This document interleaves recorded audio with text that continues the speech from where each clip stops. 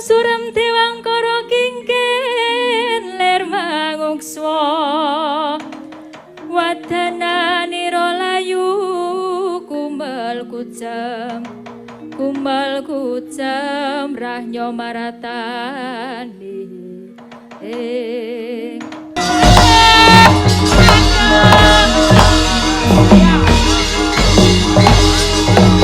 dur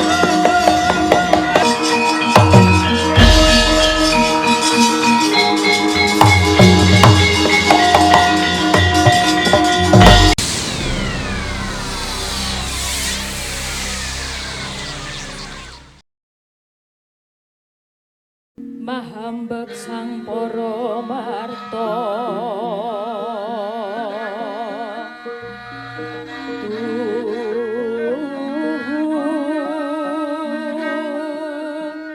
pandita kang wis lipat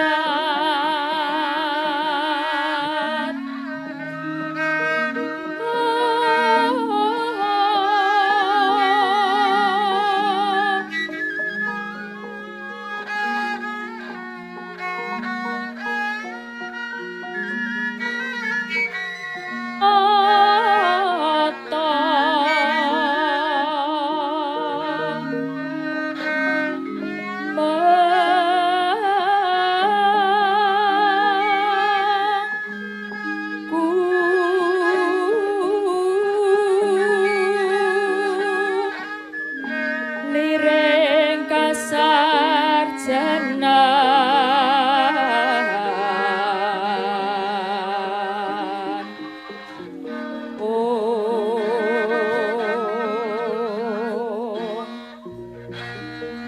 mamayu yojana rungsit asih samining dumadya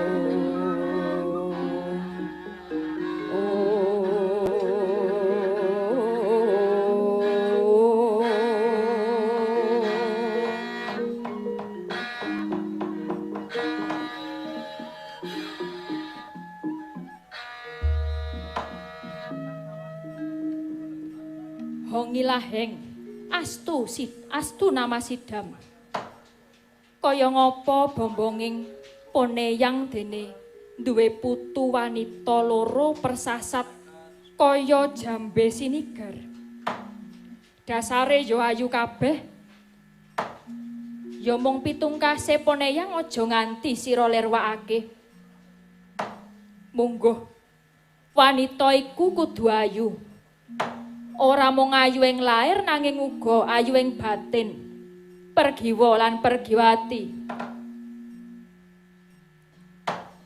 mengku werdi ingkang kados pundi Kanjeng Eyang inggih cumadung dawuh leripun kados pundi Eyang ayu ning lair wanita mono kudu mersudi marang kawruh ngadi sarira ngadi busana mernata bali wisma kawruh kasarasan kawruh pasrawungan kang utama unggah-ungguh tata susila lan tata krama iku mau wewengkon ayuning lair ingkang siji lan sijine kudu manunggal ora kena dipisahake ora mung pinter ngadi busana tok nanging ora bisa nata bali omah ora mung pinter nata bali omah nanging ora ngerti unggah-ungguh. Kabeh mau kudu kecakup supaya netepi wanita utama ing babagan lair. Wontene ayuning batin. Wanita iku dumunung ing watak setya tuhu. Setya tuhu bekti marang sing gawe urip. Setya tuhu marang rama ibu. Setya tuhu marang guru, bekti marang guru laki. Setya tuhu marang bebrayan, kang sarta setya tuhu marang kewajiban. Merga apa nini? Yen ana wong wadon demen nglirwake marang watak setya tuhu, yakti bakal nampa sapu denda sing gedhe. Malah ora mung awake dhewe, nanging siku denda mau bakal tumurun yang anak turune. Mula nini, antepno rasa pangrasamu. Aja nganti kegawa kombak kombol kegawa dening pangangklang ingkang ngayawara. Lan kanthi linambaran nyaketa marang dat kang murweng dat. Ing kono bakal wahyane mangsa kala katekan ingkang dadi sedyamu, Nduk. Inggih, matur sembah nuwun Kanjeng Eyang. Iya, Nduk. Nanging iki ngene. Marmane pisawanira sakloron adoh tak awe cerak saya tak raketake. Yen tak wis padake pirang-pirang dina iki, jeneng sira kok padha katon suntrut guayane larut cahyane bindi tingale. Kaya bakal darbe atur nanging semune tida-tida. Ana apa, Nduk Cahayu? Engkang ora ana takokno, engkang ana tambuhana. Inggih Kanjeng Eyang, bilih sampun kepareng matur, nanging cumadung deduka ingkang kathah. Mbok bilih wonten lepat atur kula mangke Kanjeng Eyang. Iya. Sernakna rasa wigih ringa-ringa lan durgama sangga runggi. Inggih.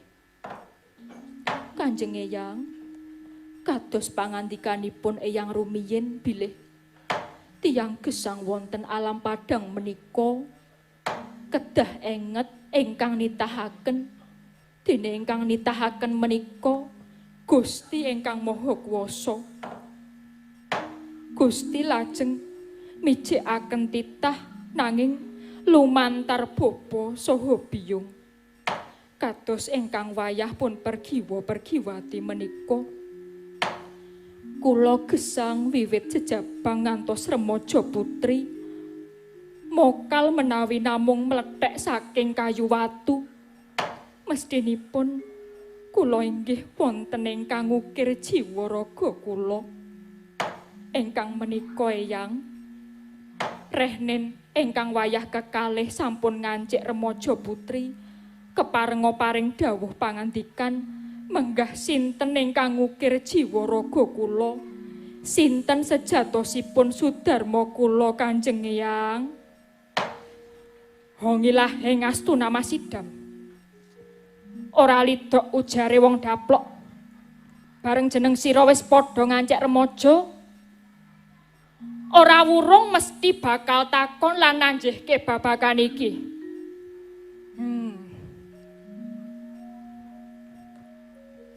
Iya, Nduk. Yen pun Eyang sak teruse mung nyimpen wewadi iki, malah aku bakal kesiku. Nanging apa kowe ora padha nyuwun pirsa ngersaning ibumu? Inggih, nalika semanten kula ugi sampun mutah nyuwun dhateng Kanjeng Ibu Manwara, nanging Kanjeng Ibu malah dawuh supados nyuwun pirsa dhateng Kanjeng Eyang kemawon.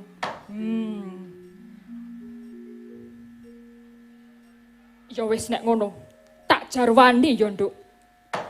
Sejatine ingkang mijekke utawa ingkang ngukir jiwa ragamu ya Sudarmamu kuwi ora mung titah loro saudon telu sauruban kepara Sudarmamu iku malah jejering satriya. Mongko dadi unusaning titah pepethinganing janma lan titah kekasing dewa. Merga Sudarmamu kuwi uga sinebut lananging jagat lancuring bawana. Dene Sudarmamu iku satriya panengah Pandhawa, ya satriya ing Madukara kekasih Raden Arjuna ya Raden Janaka. Wanodya ayutama ngambararum sang kusuma lelewane milangoni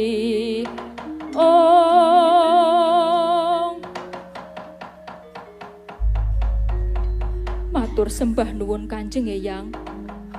Sedaya dawuh pangandikanipun Kanjeng Eyang menika saged dados pepajar tumrap kula kekalih anggenipun badhe angawu-awu Sudarma nanging menawi kula badhe nyuwun dipalilah badhe sowan wonten ngersanipun Rama Arjuna mestinipun eyang badhe menggak ingkang mekaten eyang pareng boten pareng dinten menika ugi ingkang wayah pun pergiwa-pergiwati nyuwun pamit lan nyuwun pangestu badhe ngawu-awu Sudarma. Wis ayo Yayi Pergiwati.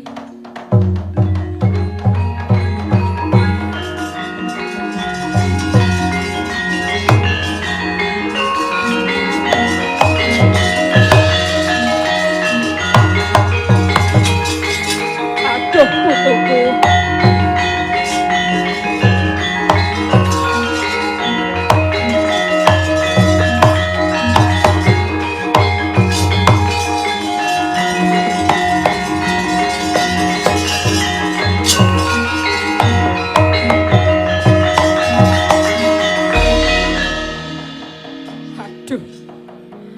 Mulane kok le takon drindil. Jebul tinemu mung ngarep lunga. Durung nganti aku menggak kok wis bradat melayu. Cantrik Janalaka. Kowe kok ya mung meneng wae ora ngendol iki ngopo? Aduh, Langge. Witekno ngertos-ngertos sampun mak bradat ngoten. Duh, Panembahan. Menapa prayoginipun ingkang abdi pun Cantrik Janalaka nungka dhateng momongan kula kekalih. Kula nggih sanget kuwatos krana momongan kula menika piyai putri ingkang mestinipun bebasan krubyukan nyamping kabotan rikma. Kula kuwatos menawi mangke wonten margi malah wonten sambe kala. Kusik. Ning aku ngerti karo karepmu.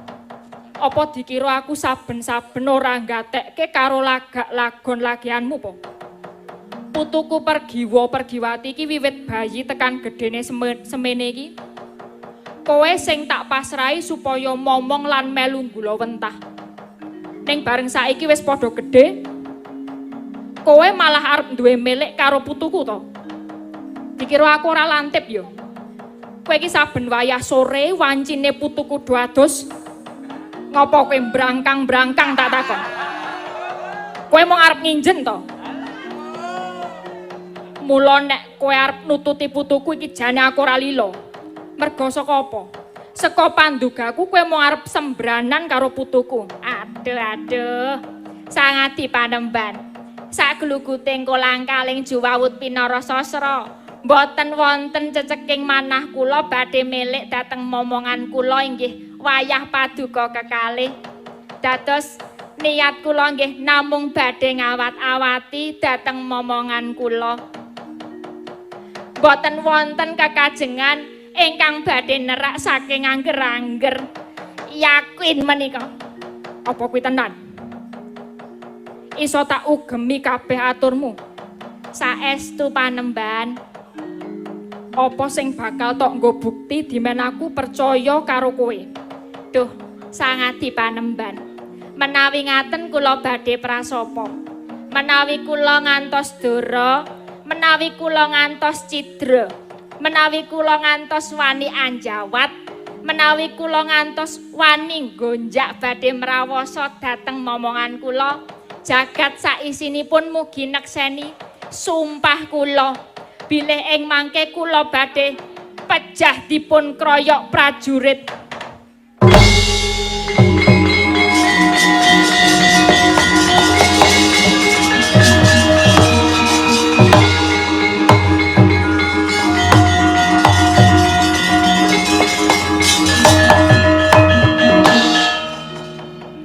Cantrik Janalaka. Bareng kowe sumpah prasapa. Galuh deloken. Ing akasa dumadakan ana guntur magenturan dibarengi udan sinemene. Pertanda melu nyekseni sumpahmu ya. Gandeng kowe wis nganti sumpah.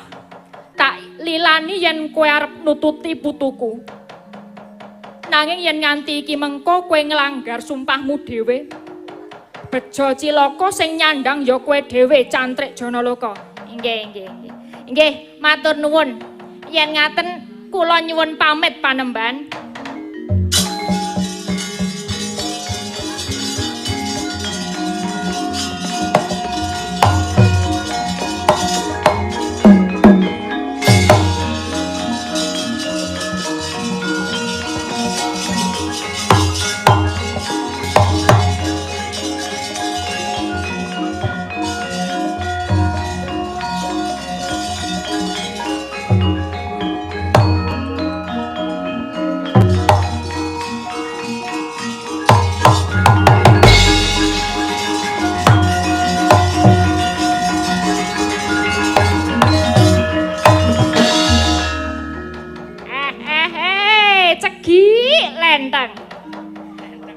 kene iki begawan sithik wacana mung tak apusi nganggo sumpah ya percaya.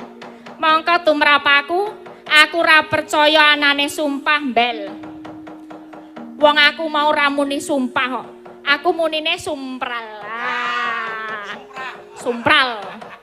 Ra bakal mandi kok. Sing baku aku saiki kelakon metu saka pertapan. Cah loro kae wiwit cilik sing momong ya aku. So nek nganti arep dipek bojo wong liya aku ya ora trima. Mergo sak tenane bareng bocah loro kae saya gedhe ya, saya ayu Saya wewek awake. Jan. Saka kene ketok tak bayang-bayangke. Oriza apa alah? Kalah. Aku ya njur ketuan rasa tresna. Biyen sing momong ya aku. Sing ngedusi ya aku. Sing nyawiki apa? Ya aku padake kok. Ning gandeng saiki wis padha gedhe ya. Kudu dadi bojoku mbuh piye carane. Oh katresnanku, cintaku pergiwati. Jangan pergi jauh ya. Mandek kok tak tututi, Nduk.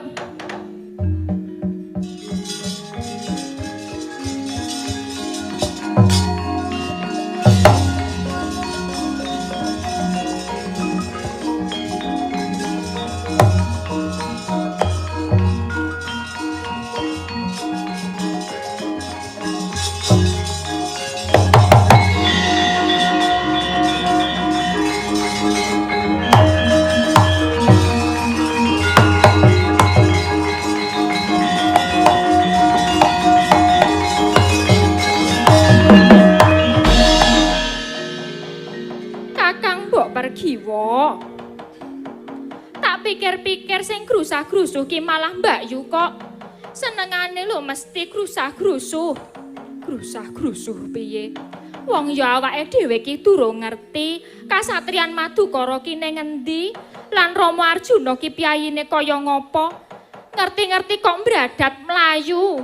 Bareng awake dhewe metu saka pertapan kepara wis adoh iki. Saiki bingung kudu piye arep ngopo.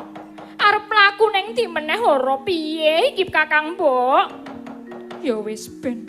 Niate awake dhewe kawit wingi ya pengen ngerti tenan sudarmane awake dhewe kok. Nek pancen niat rak ya ketemu. Wis kono. Nek kowe wis wegah mlaku meneh, bali ya mulih wae. Alah. Sengit aku. Senengane lho mesti terus kaya ngono kuwi. Nduk Mas Rara pergiwati kula ingkang nungka.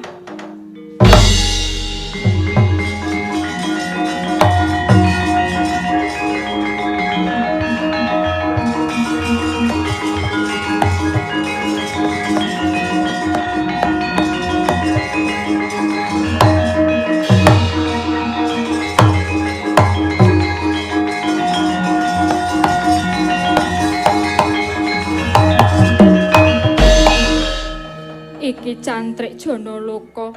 Lah kok dadi nututi aku ana apa? Ana apa to Jana? Ora ana dawuh kok senengane nusul. Ngapa Jon?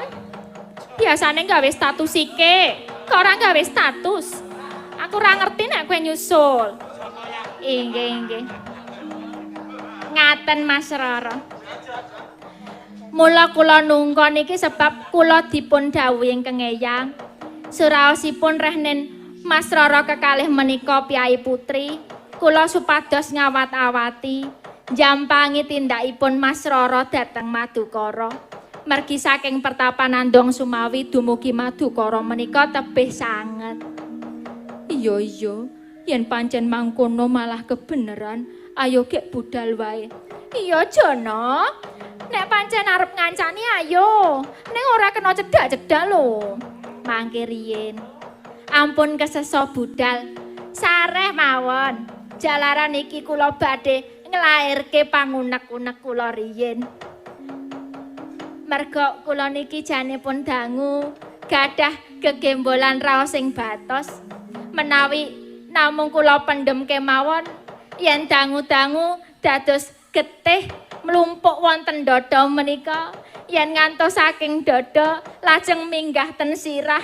Amargi kula nika ludira inggil. Kula saged pecah dadakan. Mula kudu tak lairke. Kowe arep matur apa? Gek matura, gek ayo budal mbacutke lagu. Nggih. Nuwun sewu Mas Rara. Gandeng Mas Rara kekalih menika ibaratipun kembang ingkang nandur rumiyin nggih kula, sing nyirami nggih kula, sing gula wentah nggih kula, lan sakmenika kembang menika sampun ngrembaka, ngambar ganda arum lan endah edipeni yen dipun tingali. Blak-blakan persajan kemawon. Kula mboten trimah menawi badhe dipun pethik kalian kombang-kombang sanesipun. Jalaran tawon sakniki kathah sing nakal. Janji wis ngentup nek entupe kari terus minggat. Kula mboten trima. Banjur karepmu piye to Janaloka? Mas Rara, ingkang naminipun katresnan menika uruping jiwa ingkang luhur. Manungsa ugi mboten saged nampik lan milih, mboten nyawang cendhek dhuwuring derajat pangkat, sugih miskining bondo, mboten nyawang umur bagus lan cuwa. Mula nadyan Janaloka niki sampun kempong peyot jambul wanen lan Mas Rara umure nembe udakara 17 taun. Nanging katresnan menika sipatipun wuta, blaka suta mawon. Yen kula tresna kalih Mas Rara kekalihipun pisan.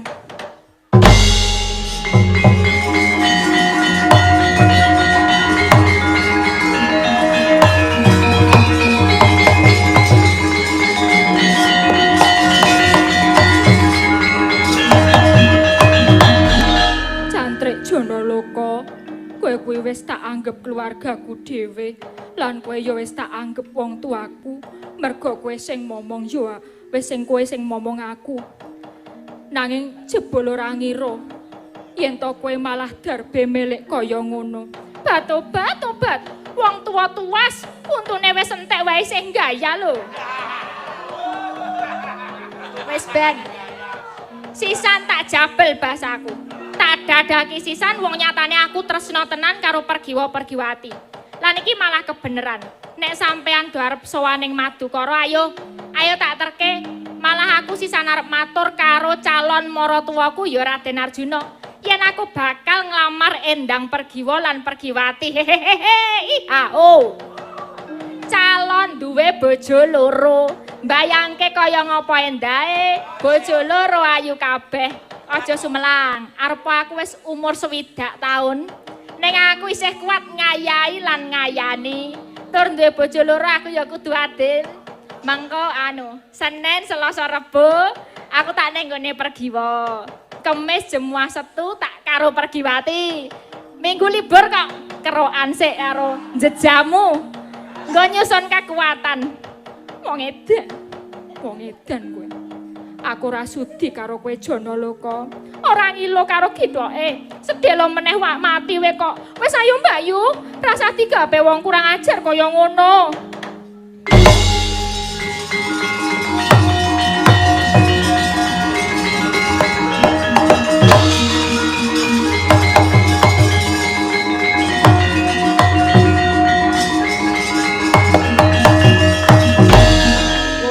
Ya.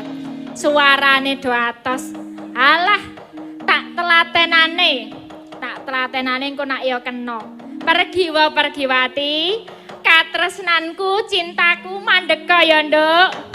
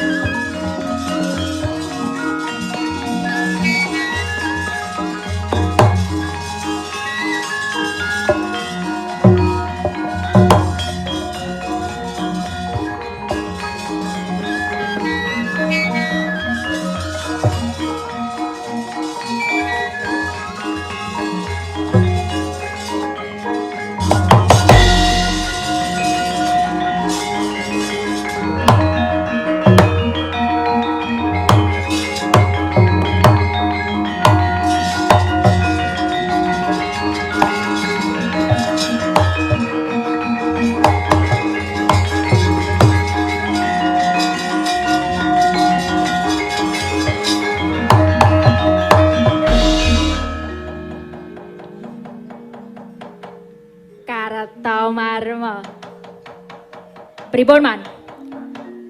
Ajeng ngopi napa pripun? Angkringan Mbak Vito buka niku.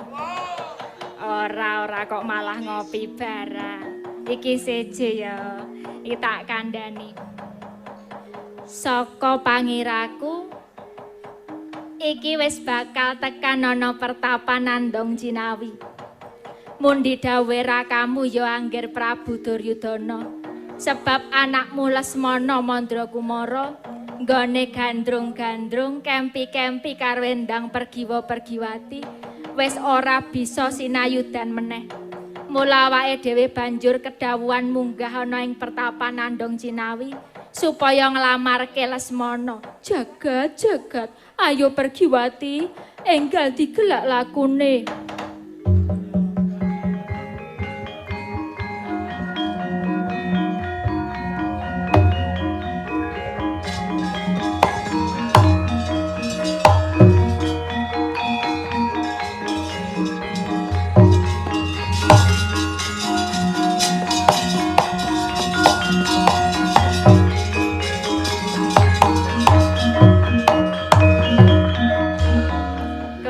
Gosik to Kartomarma.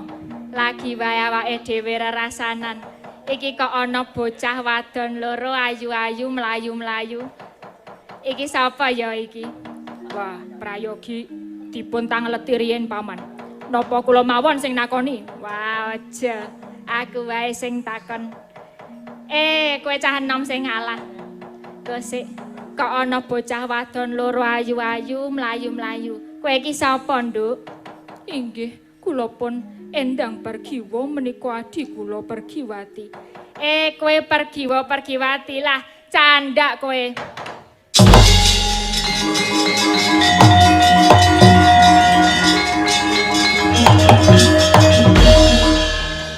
Paduka menika sinten? Nitik saking ageman sajakipun Pyai Luwur. Iya pancen aku iki Pyai Luwur lan duwe pangkat patih. Kowe apa urung tau weruh aku apa? Ning nggon IG followerku cacahe 60.000. Jenengku Patih Haryo Sengkuni, ya Haryo Suman. Patih Negara Ngastina padake. Nduk Cahayu. Pergiwa-Pergiwati. Iki jenenge tumbu oleh tutup. Tegese kepasan yojo ketujuinu utawa kebeneran. Sebab aku iki jane arep munggah ning pertapan Nandong Sumawi, arep ketemu karo mbahmu ya Begawan Sidik Wacana sing surasane bakal ngelamar kowe. Merga kowe arep diwengku garwa dening putra ratu ing Ngastina. Ya putuku Raden Lesmana Mandrakumara. Nanging gandeng malah saiki ketemu ana kene. Ayo. Kowe saiki manuta tak unggahke ning kreta. Tak gawa ning Ngastina. Jagat, ayo mlayu wae Pergiwati.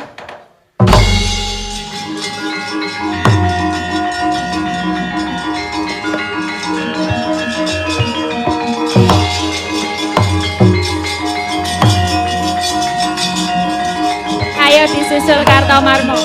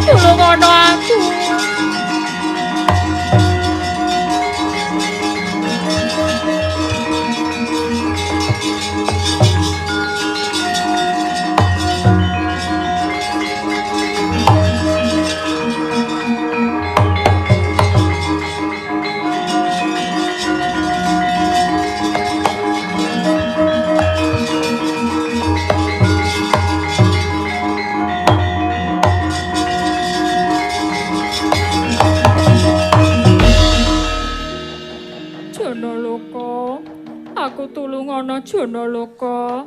Iya Janaloka, aku tulungono. Aku dioyak-oyak wong pirang-pirang. Lah, kene ki ora urung ya do bali meneh. Senengane kok do etok-etok mlayu ra gelem. Lah napa to Mas Rara? Aku dioyak-oyak karo wong-wong Ngastina.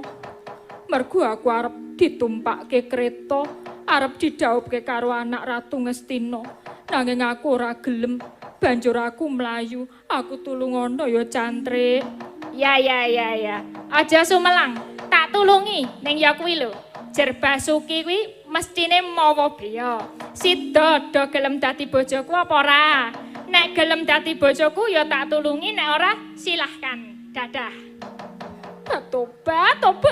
Ora jumbo lemu dadi seswane Kanjeng Eyang. Lah sak karepmu, up to you. Kowe arep melu Kurawa apa tak tulungi ning kowe dadi bojoku? Ya wis sak karepmu. Watone aku tulungono dhisik Janaloka. Lah rak ngono. Wis saiki mundur, tak petukane wong-wong Kurawa kae.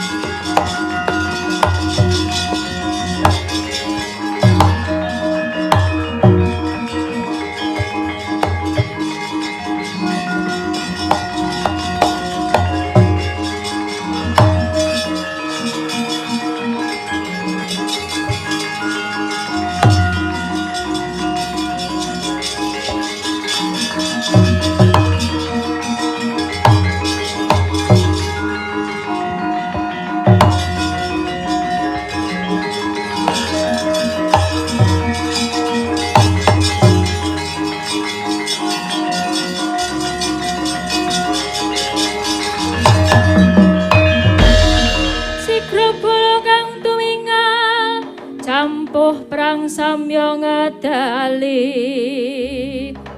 lir tatet wileting godo ana bocah Cantrik wani methuke marang aku sapa? Nek sampeyan takon karo aku, iki Cantrik Janaloka. Sampeyan aku Raden Kartomarmo, rayi dalem saka negara Ngastina. Oh, Mas Karto. Parat mung drajating Cantrik ora basa. Basa ya dadi mungsuh, ora basa ya dadi mungsuh. Mergo aku ngerti nek para Kurawa moto-moto karo calon tetimbanganku. Wah, bagusi kowe. Dapure ora mbejaji we kok gleleng. Ora gelem sumingkir. Apa kelakon aku tegel karo kowe? Weh, ambok iya. Ayo tak ladeni, tak jajale kasektene Kurawa.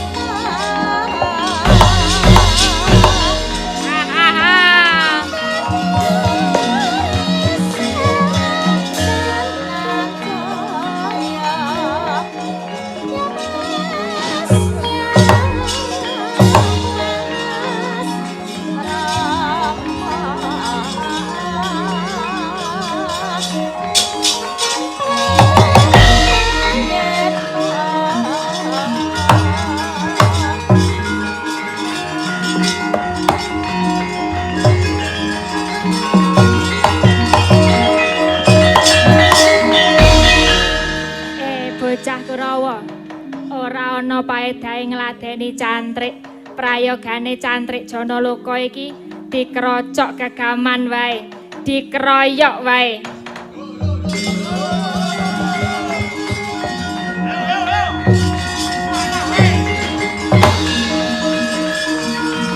Yo maju maju.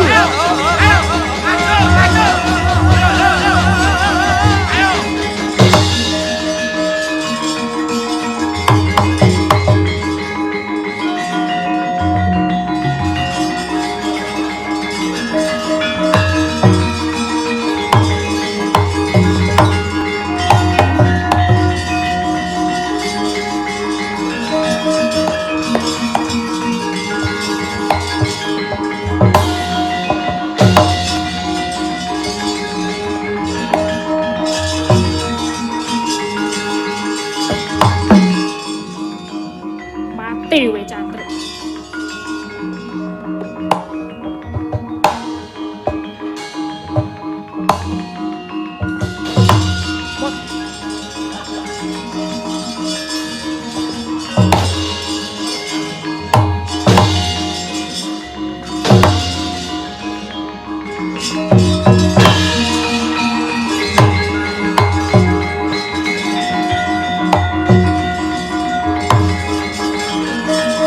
Maju, maju, maju.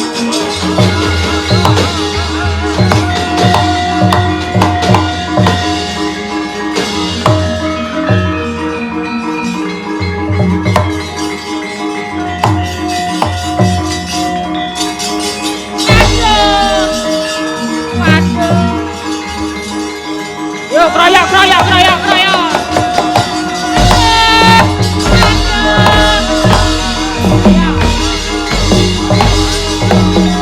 Dur.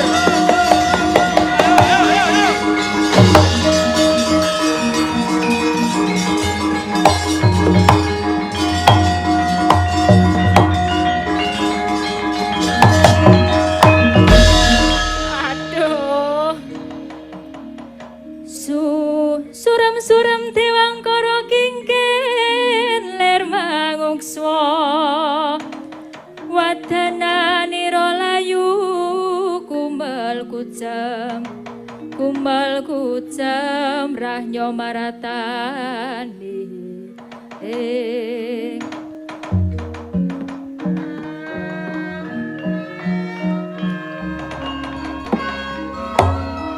Aduh, mati tenan aku. Mbok menawa sumpahku mau numusi tenan, yen aku wani sembranan karo momonganku Pergiwa lan Pergiwati, aku bakal mati dikeroyok. Aduh mati tenan aku, aduh. Nek sadurunge aku bakal sowane ngayunan, luwih dhisik aku kudu nyuwun pangapura karo momonganku. Mas Rara Endang Pergiwa, Mas Rara Pergiwati, kula ngrumaos lepat. Kula nyuwun pangapunten Mas Rara.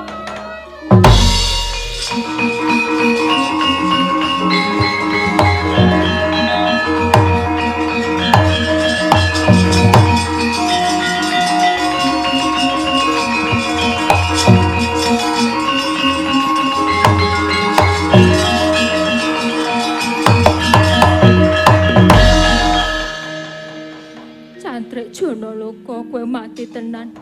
Duh, Janaloka, nadyan mau patrapmu murang tata marang aku lan adhiku, nanging kepiye kowe tak anggep wong tuaku sing wis mula wentah momong aku wiwit bayi nganti tekan saiki. Aku kelingan jaman cilik mbiyen, aku mbok dusi, aku mbok gendong, aku mbok dulang diajeng Pergiwati.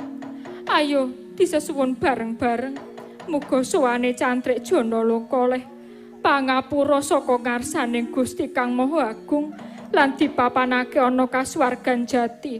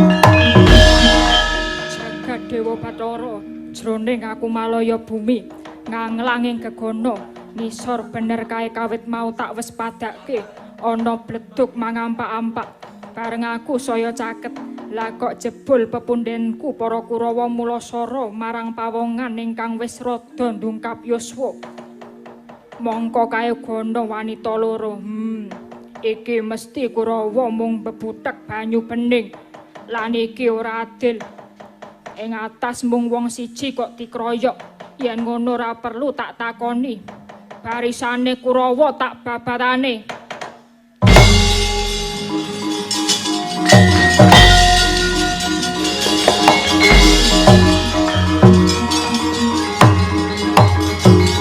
maju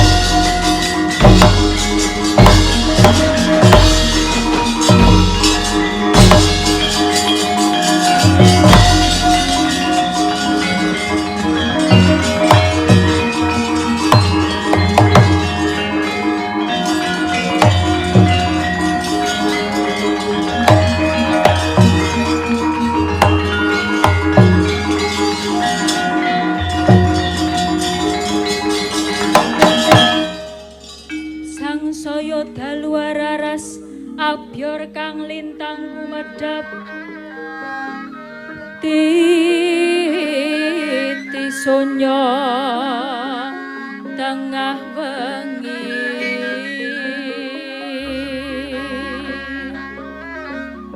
lumrang gandaning puspita mangkulire kasarjana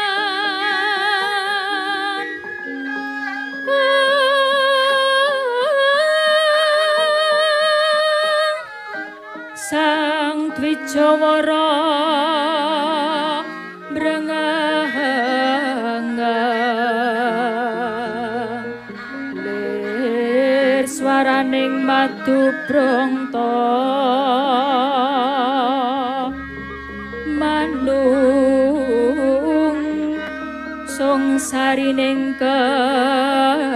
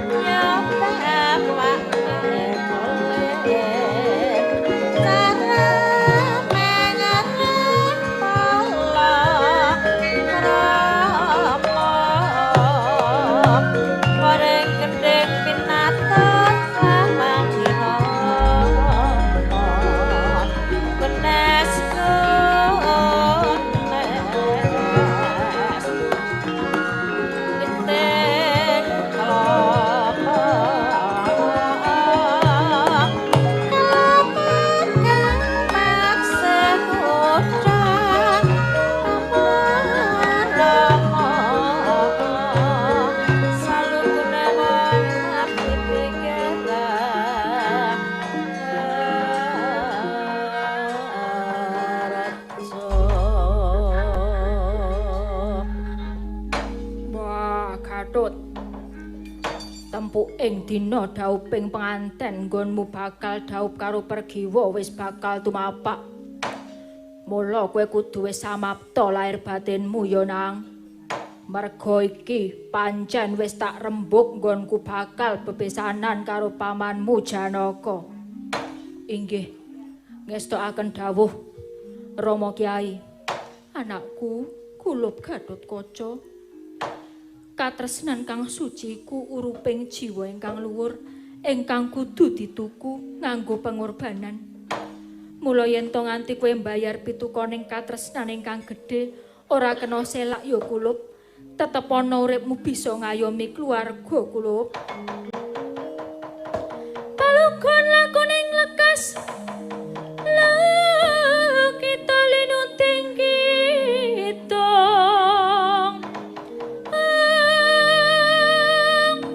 kadung kadereng hamomong memangun manah rahayu hayu tanagolong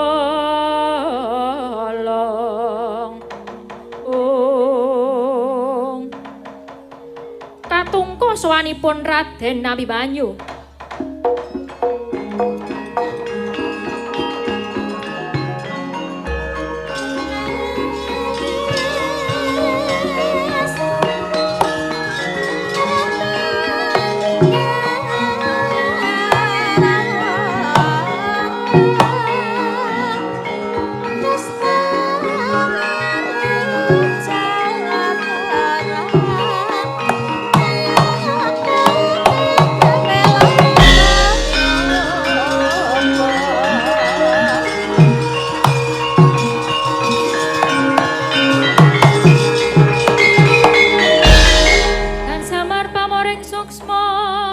Sinukmaya winahyu ing asepi sinimpen talang ing kalbu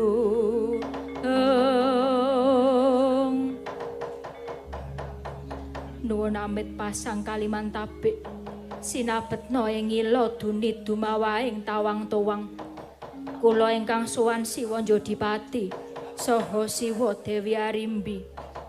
Pak Abimanyu eneng apa? Mo waleh-waleh menapa sowan kula kejawi ngaturaken sungkem pangabekti kunjuk sandhap pepada paduka Werkudara. Kula dipun utus Kanjeng Rama Arjuna supados ngaturaken nawala kunjuk wonten ngarsa paduka Siwa Jodipati. Namung sak sampunipun nawala dipun tampi kula supados enggal wangsul ingkang mekaten monggo kula aturi nampi wa.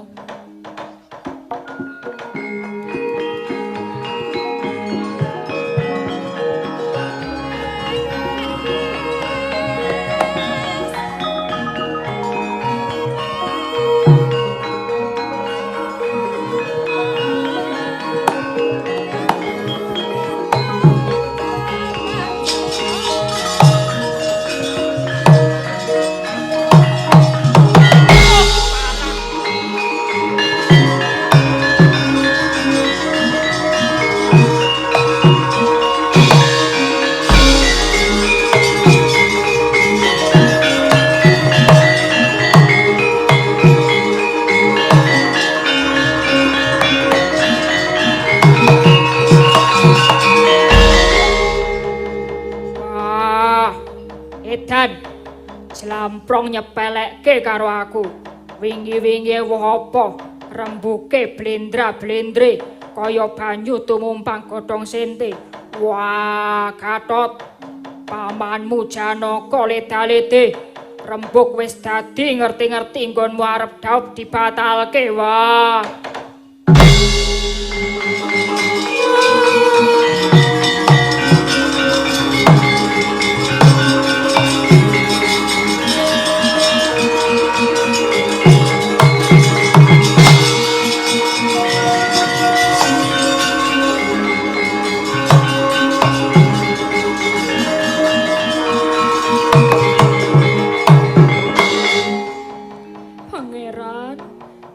Dhateng ingkang putra pun tetuko sareng ngertos yen dhaup dipun cabaraken lajeng malah kesah tetuko mesti wae sebet rontang-ranting atimu.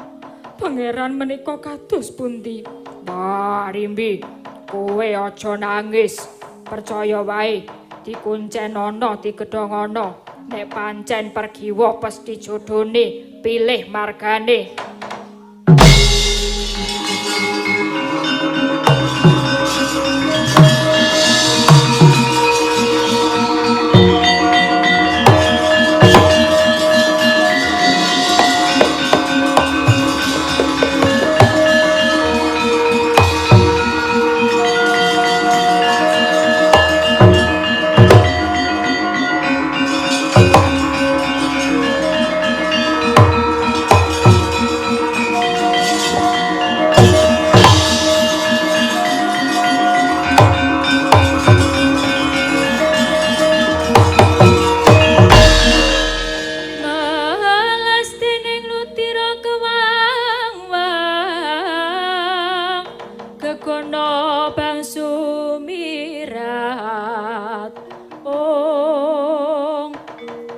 Kawekening driya risang Gatotkaca nglumpruk kaya kapuk sirna tut bebayune nganggo sarirane kaya tanpa bobot kumaleyang telenging batin ingkang gumana musik muhung wewayanganing citraning Endang Pergiwa.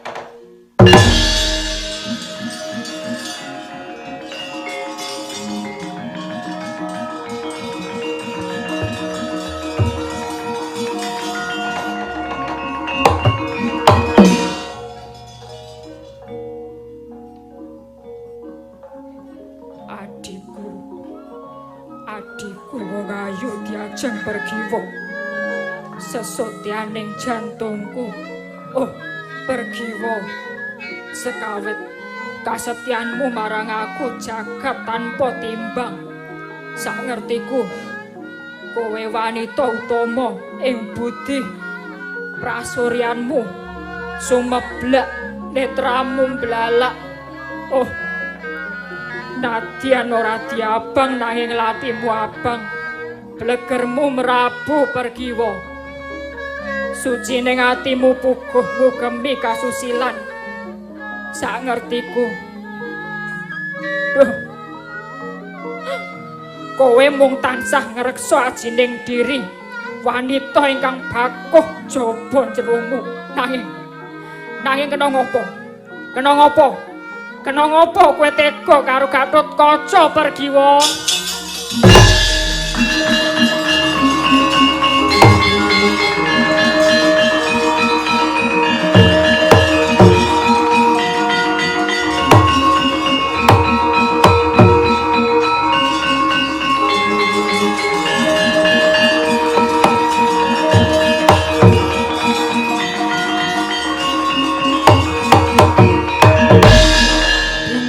Ngeleng kenganglangan kasambut wuyung kagilut brongto sang tetuko. Rasane mung tumlawung sepo sepi sepah samun. Sang Gatotkaca ginilut rudatin kaya lingsem nyawang soroting sang Bagaskara miwah wong-wong kang padha liwat. Mila tuwuh ciptaning driya tinimbang mung kewirangan pilalu geblas ngambah dirgantara sumusup Hima Imantaka sesingep Mega Malang.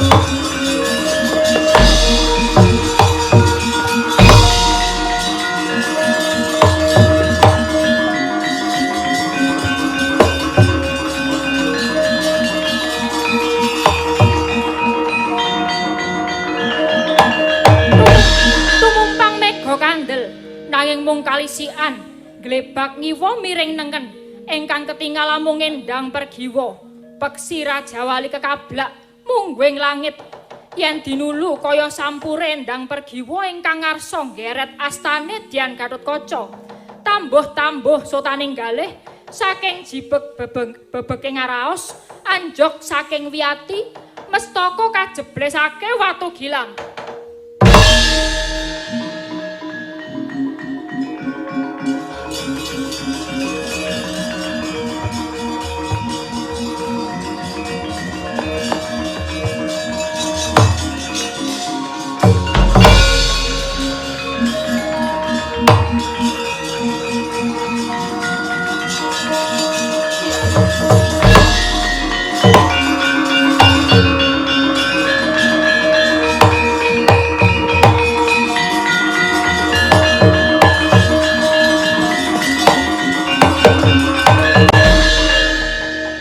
Nadyan mestakane den jeblesake watu gilang.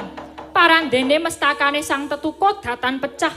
Nanging malah watune ingkang ajur dadi sewalang-walang.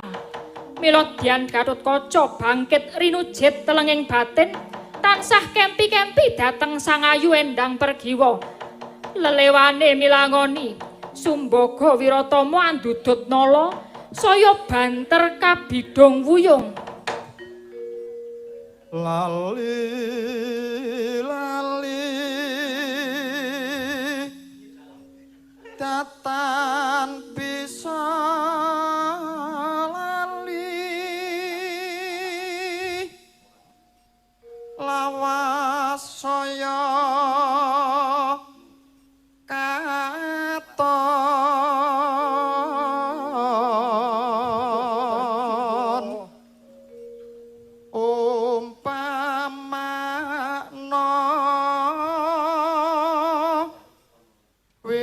wit-witan kang gedhe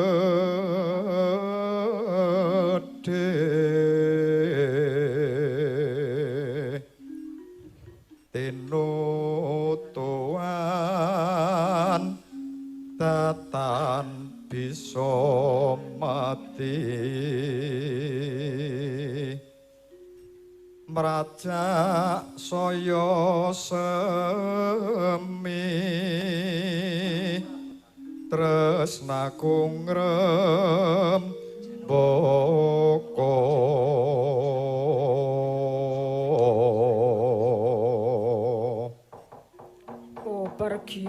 pergiwa bisa temen kowe gawe pun kakang nganti nandang wuyung kaya mangkene tembah aku dadi liwung nyata kowe kang dadi memanikku ya kowe kang gawe lungiting asmara mula pergiwa imbang ana katresnanku iki apa kowe ra kelingan yen kowe wis nganggo ali-ali lan uga wis tak paringi manuk podang kuning lan kudune kowe kelingan nalika tak jak dolan ngubengi 1000 kutha. Alah-alah. Kejaba goleki kelangenan kelinci ucul nanging uga banjur tak jak mampir ning gubuk asmara.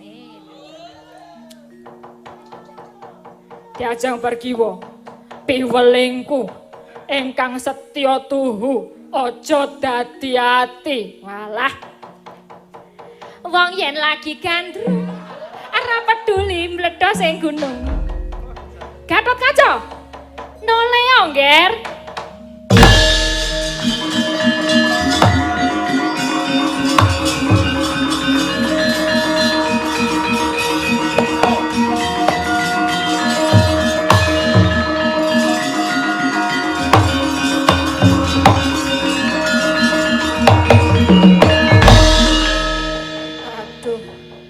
Ngantos boten nglegewa menawi Wa Prabu sampun lenggah wonten mriki.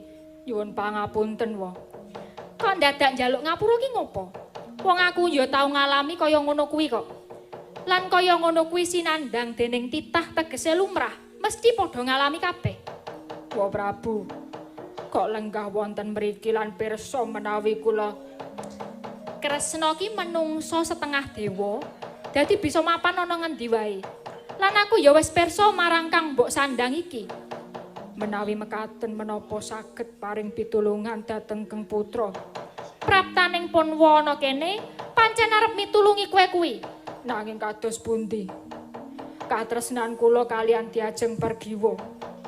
Aku wis ngerti kabeh yen nggonmu arep rabi dicabarke nanging Ponwa mbiyen ya kaya ngono kuwi.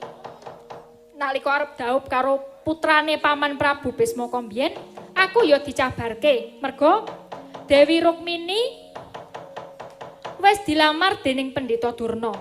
Nanging jenenge jodoh kuwi nadyan dikuncenana digedhongono, nek pancen wis pinesti dadi jodhone ya tetep wae kasembadan.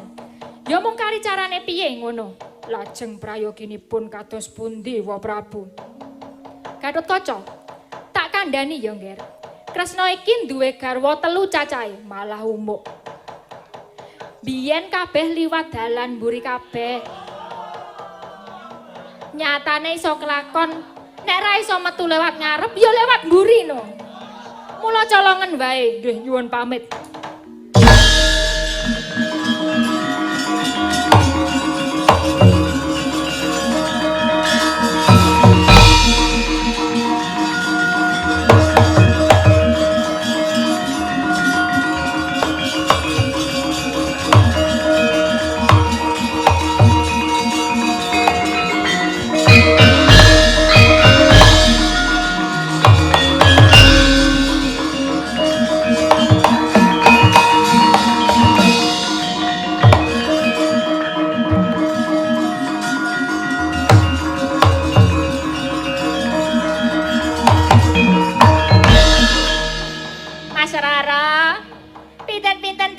Panjenengan kok ketingalipun sungkawa sanget. Mangka kula ladosi napa-napa mboten purun, dahar nggih mboten purun, ngunjuk nggih mboten kersa. Mangka wedang uwuh barang lho. Piye ngemban, kudune kowe iso ngerti sing tak rasake. Gedhening rasa katresnanku ya mung kanggo Kang Mas Gatotkaca. Kaya ngapa bombonge atiku. Bawane dina dhaupku wis dikepyake. Nanging kalenggan iki Rama Arjuna malah nyabarke nggonku bakal dhaup kelawan Kang Mas Gatotkaca. Mung merga arep didhaupke karo Raden Lesmana saka Ngastina. Jagat. Ana lelakon kaya ngene malah Kang Mas Gatotkaca Ratu Muli rawuh ana ing taman. Mas Rara, kula mboten maiben dhateng napa ingkang dipun raosaken Gusti Putri. Nanging kula aturi pitados yen 1 pesti, 2 jodoh, 3 wahyu, 4 kodrat. Niku sedaya kapurba dening pangwaosing Gusti ingkang Maha Kawasa. Yen pancen Raden Gatotkaca sampun pinesti dados jodoh panjenengan, pilih mergane arepa rembug wis dadi terus dibatalke. Nek pancen pasti jodhone nggih mesti wonten margi ngaten. Menika kula aturi pitados. Iya nanging nyatane Kang Mas Gatotkaca malah ora tumuli rawuh. Lah nggih, ning saged mawon to, Raden Gatotkaca sakniki nggih nembe bingung penggalihipun. Ning mang pitados mawon, yen pancen Raden Gatotkaca tresna lair batos kalian Mas Rara, mesti lajeng budidaya supados saged kasembadan sesandingan.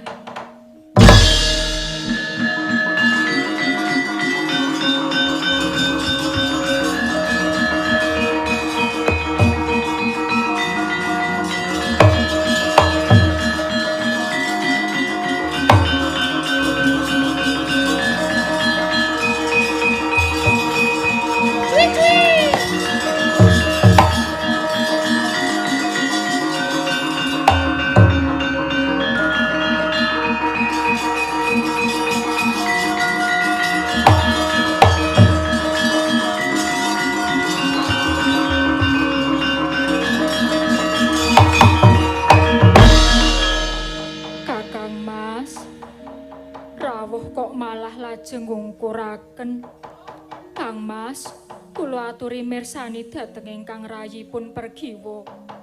Pergiwa, kowe aja nyerak-nyerak karo aku. Kowe sedhela meneh bakal dhaup karo Lesmana. Kowe bakal diwengku anak ratu sugih.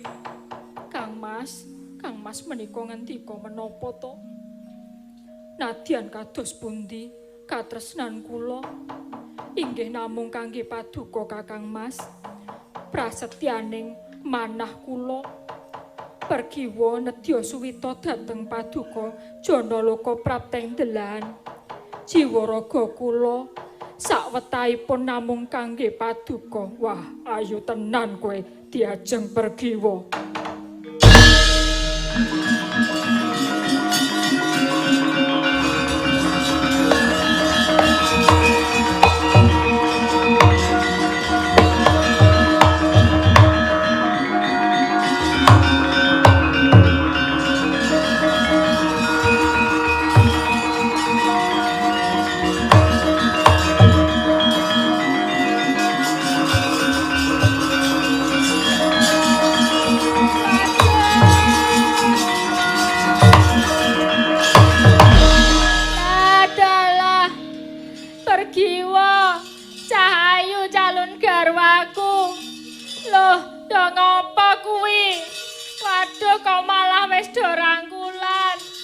Ambung-ambungan, aduh.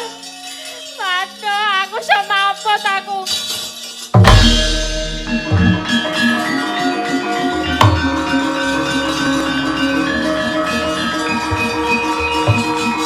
Aduh.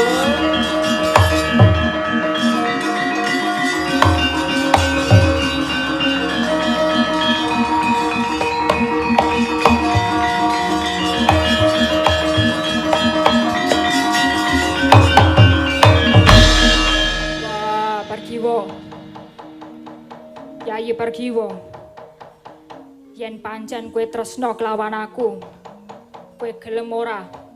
Napa? Kowe gelem ora melu aku? Tak jak melayu. Oke.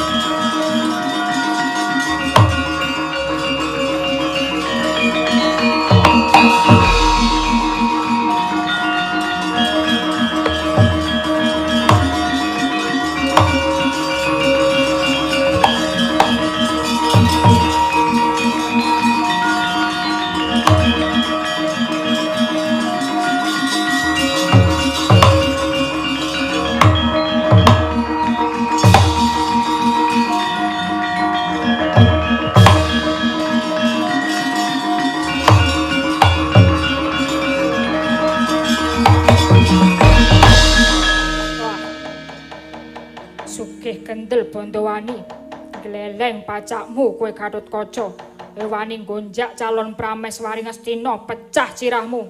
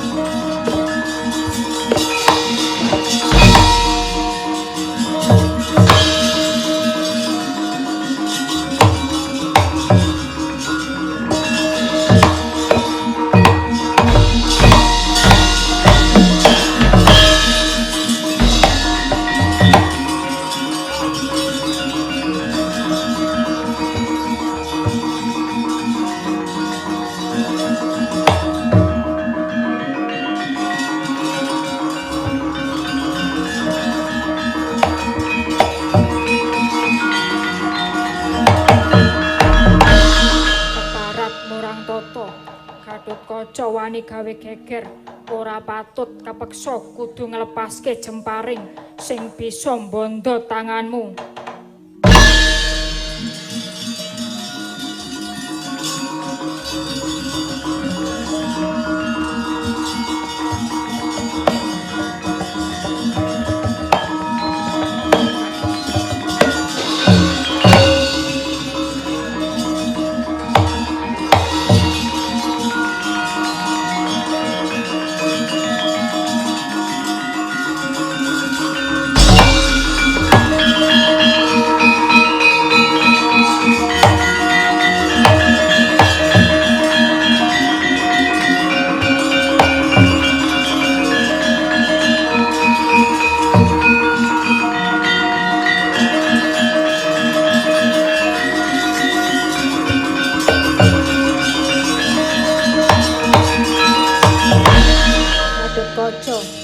Kowe bocah kurang ajar, pancen kudu tak ajar ngene iki. Mbah Jlamprong sing tuwa ya mungsuh karo gerangane.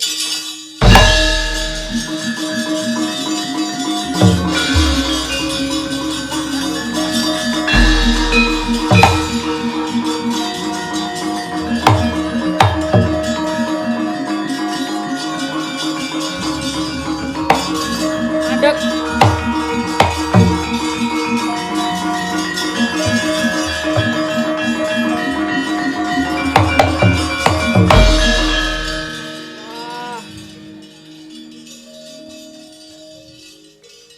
Kang Mas Werkudara kok malah ndombani dhateng ingkang putra Gatotkaca ingkang menika cetha lepat wani manjing dusta. Wis ben sing tak anggep murang tata ki ya kowe Jlamprong. Wah, ning kene aku ora mbelani karo Gatotkaca, nanging rembugmu sing mencla-mencle. Rembug tuwa wis dadi kok tok batalke. Tegese kowe wis nyepelekke karo Werkudara ya sedulurmu tuwa. Ayo saiki dhaupno anakmu Pergiwa karo Lesmana. Nanging kowe saiki kudu misah saka Pandhawa. Kowe wis dudu adhiku meneh. Yayi Werkudara.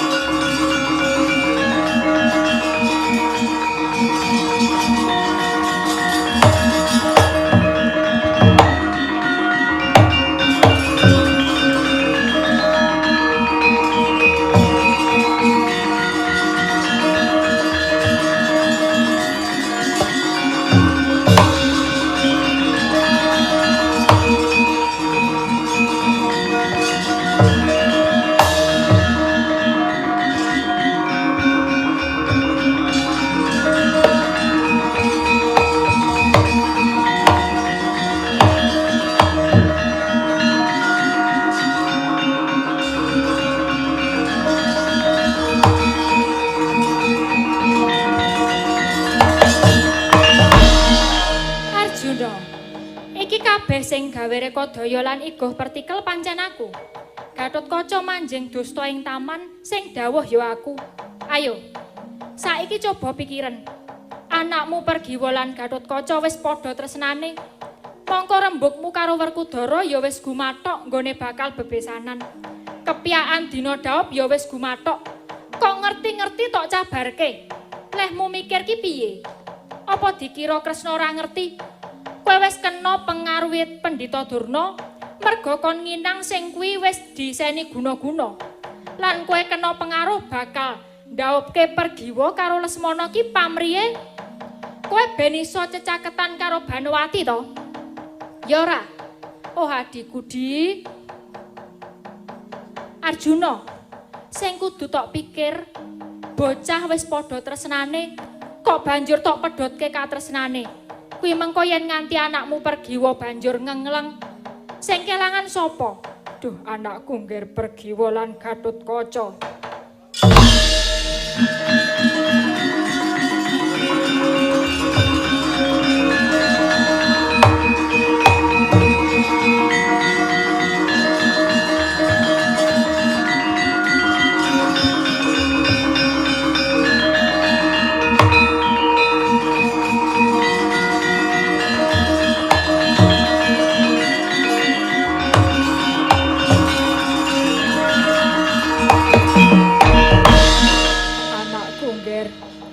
Pergiwa lan Gatotkaca.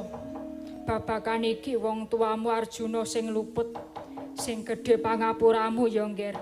Sira sakloron ora bakal tak pisahke meneh. Sira kudu dhaup Ngger, lan jeneng sira Pergiwa lan Gatotkaca mesti tak pengestoni. Inggih matur sembah nuwun Rama. Nggih matur sembah nuwun Paman.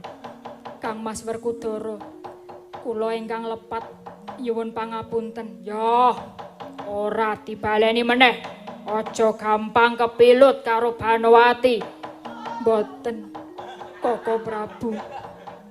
Kula nyuwun pangapunten. Ya, wis ora dadi ngopo. Sing baku putramu Pergiwa lan Gatotkaca kelakon dadi jodhone.